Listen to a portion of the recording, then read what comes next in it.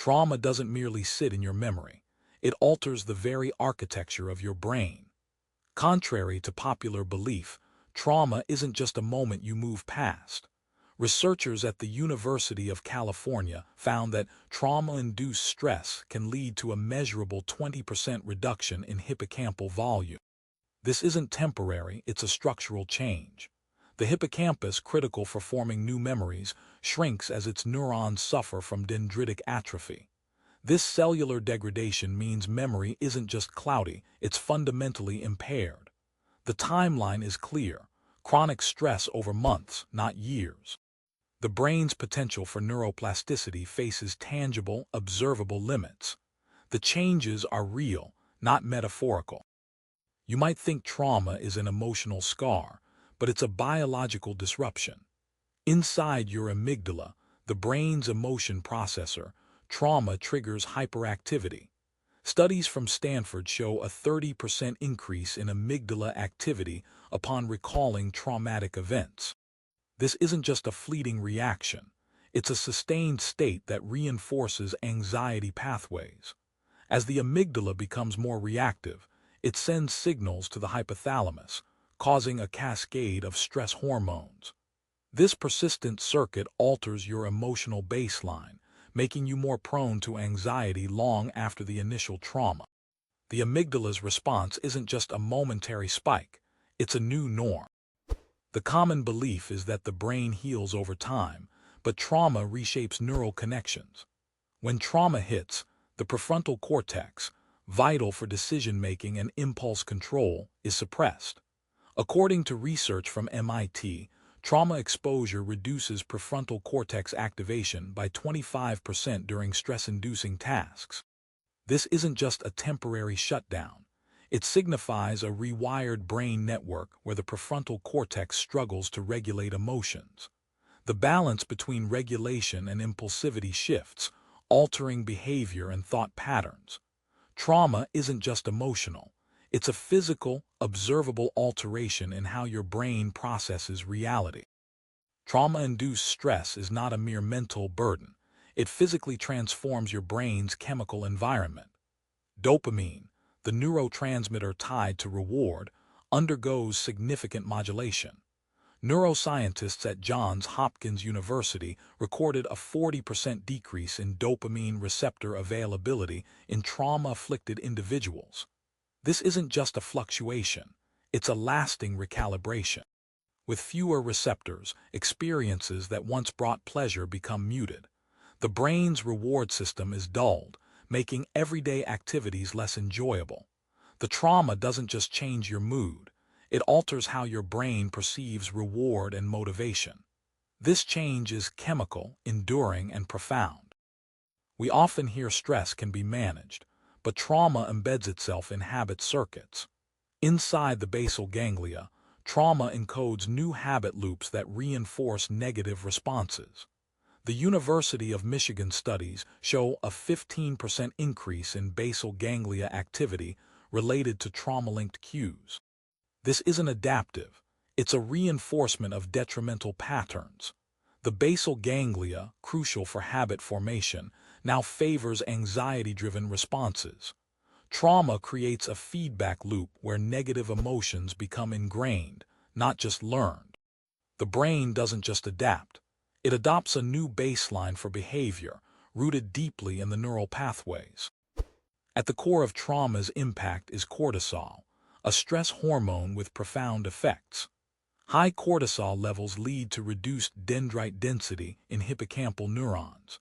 Researchers at Yale discovered a 30% decrease in dendrite complexity after prolonged cortisol exposure. These dendrites are essential for synaptic connections, and their degradation means impaired learning and memory abilities.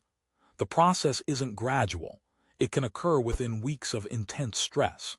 This isn't just a biochemical change. It's a structural devastation that limits how your brain can adapt.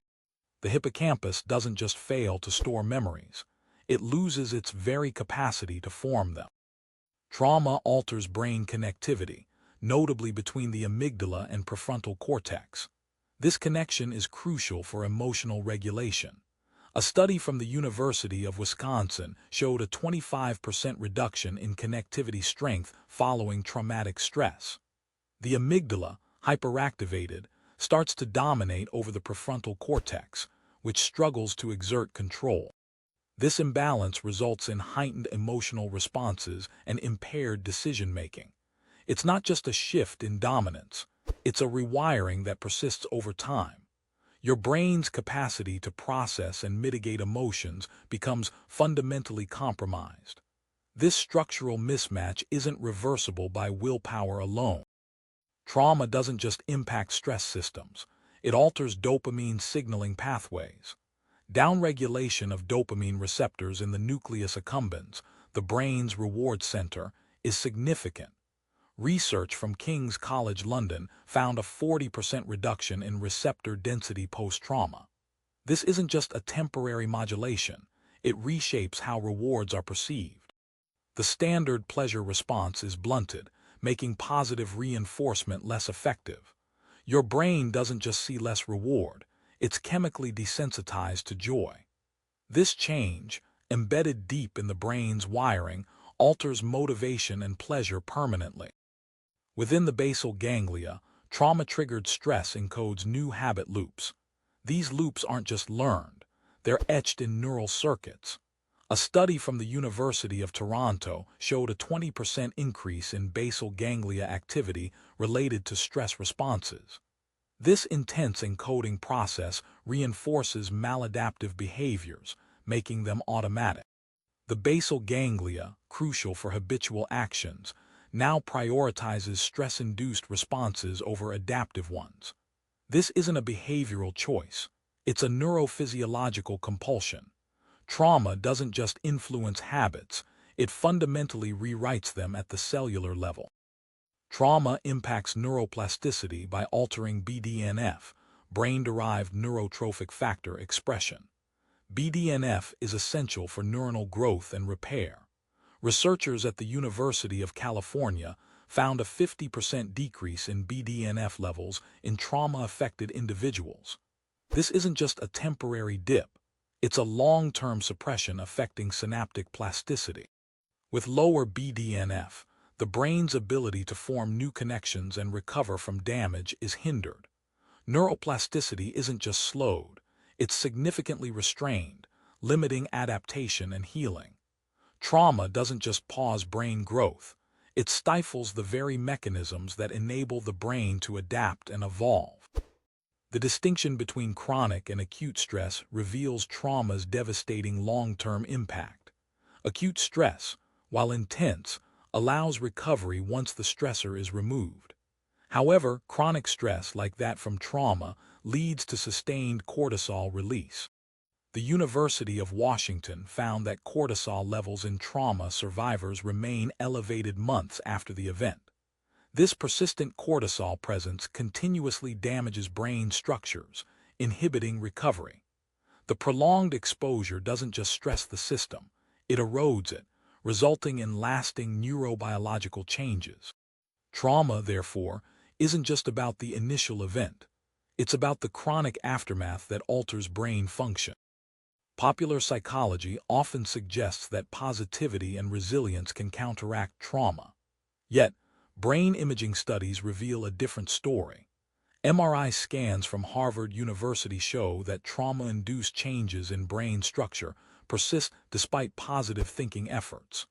The prefrontal cortex, responsible for higher-order thinking, remains underactive even in individuals practicing positivity. It's not about mindset. It's about the physical changes within brain circuitry. These scans highlight that while resilience can help cope, it doesn't reverse structural damage. Trauma's impact is far more deeply etched than the reach of positive affirmations. Long-term trauma exposure doesn't just affect the brain, it reshapes the body's stress response system. The vagus nerve, a critical component in this system, shows reduced signaling efficiency. According to research from the University of Amsterdam, trauma reduces vagal tone by 30%, impairing parasympathetic regulation. This reduction means that the body remains in a heightened state of alert, unable to effectively return to a resting state. It's not just a nervous system symptom, it's a recalibration that affects overall health. Trauma's reach extends beyond the brain, influencing how the entire body processes stress. Trauma's impact on synaptic pruning during adolescence is profound and enduring. Synaptic pruning is crucial for neural efficiency, but trauma disrupts this process. Research from the University of Cambridge shows excessive pruning in trauma-exposed adolescents, reducing synapse numbers by 25%. This isn't just a developmental hiccup, it permanently alters neural networks. The unnecessary loss of synapses compromises cognitive and emotional development during critical periods.